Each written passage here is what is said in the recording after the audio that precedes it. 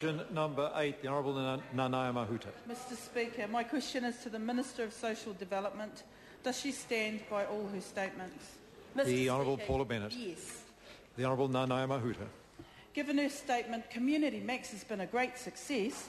Why hasn't she extended that program, instead cut it, and by doing so will leave people out of work and no better off because her government just hasn't created any jobs? The Honourable Paul Bennett. Mr Speaker, I certainly do stand by Community Max, and it has been a fantastic program. In fact, of the... sorry? You don't agree it's been a fantastic program? Sorry. Order this. Sorry, so it's not a fantastic program. So they don't like Community Max. The Labor do like Community Max. They can't quite make up their minds on it. So they want us to extend it, but it's not any good. I mean, it just sort of gets a Point bit... of order. Point of order, the Honourable Nanaia Mahuta. Order, Mr Speaker. I seek leave to ask the question again because she's clearly not answering it. Order. No, order. I don't need assistance on this matter. If the member had not added the last statement in her question, it might have been treated a little differently. But we've had enough answer on that. Does the member have a supplementary question? Carmel Sepuloni. Mr Speaker, what target has the Minister set for reducing youth unemployment, particularly for the 37% of 15 to 19-year-old Māori boys who are not currently in education or employment? And if no target has been set, how can the Minister possibly stand by her statement of, we want every single one of them to be engaged in education, training or employment? The Honourable Paul Bennett. Mr Speaker, I think the member just answered the own question, is that we would like every single one of them to be engaged in education, training or employment. Order.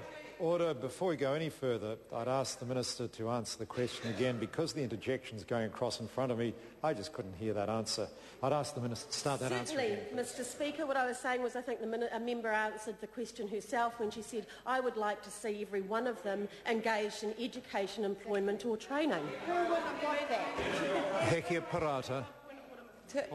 Beg your pardon, point of order. My question was, has the Minister set a target with regards to reducing youth unemployment? She didn't give me an answer with regards to that. I would like an answer, please, Mr Order, Speaker. but, well, before we get into an exchange of points of order, if the member had just asked that question, we would have got an answer to that question. But there was a whole lot more stuff in the member's question that the Minister picked up on, and the remedy lies in the member's hands. If she just asked that question, I would have done my best to help her get an answer to it.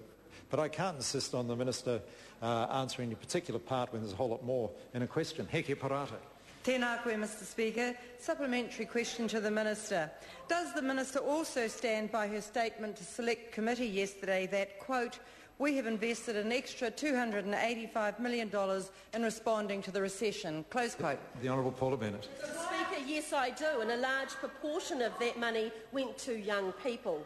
That $285 million was spent on $91 million for young people, delivering 12,000 job ops, more than 3,000 Community Max places, 2,500 places on the LSV, $17.4 million in the job support scheme, helping save jobs, $17.5 million for Restart, extra employment assistance of $12.6 million, summer jobs for students, and of course $104 million we set aside to help the NGOs ride out the recession.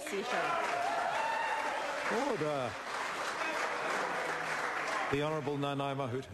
Supplementary. Will the Minister continue to go down a track? Order. I apologise to the Honourable Member. Could I just ask government backbenchers on this occasion to be reasonable with interjection levels? I cannot hear the question. The Honourable Nanaia Mahuta. Thank you, Mr Speaker. Supplementary. Will the Minister continue to go down the track of short-term training schemes like job ops when young people want to work but there are no jobs, or is she developing these sound-good schemes to make her statistics look good? The Honourable Paul Bennett. Mr Speaker, to give the House sort of an update on where we're at with job opportunities. So we've had 5,656 young people on job ops at the moment. Of them, we've seen those that have completed their job ops at this time, where 94% of them have not gone on a benefit. 94% of those that finished job ops have not gone on a benefit. I think that's fantastic. Yes, we will back it. Jacinda Ardern. Supplementary to the Minister. If the Minister's target is that 100% of young people are either in training, education or employment, will she concede that she is failing on her own measure, given that 60,000 young people are not? The Hon Paul Bennett. Mr Speaker, obviously I'm not the Minister of Education. I'm not also the Minister of Tertiary Education that actually plays part of that. I am a Minister as part of a team that is directly focused on our young people as making a real difference in their lives and leading to real jobs and real opportunities. The Honourable Nanaia Mahuta. Point of order. I seek leave Point of order. Point of order. I seek leave to table an article showing young people who were on community max are now out of work and not able to get the Order. benefit. Could I inquire from the source of this document? The New Zealand Herald. We won't be doing that. Question number 9, Joe Goodhue.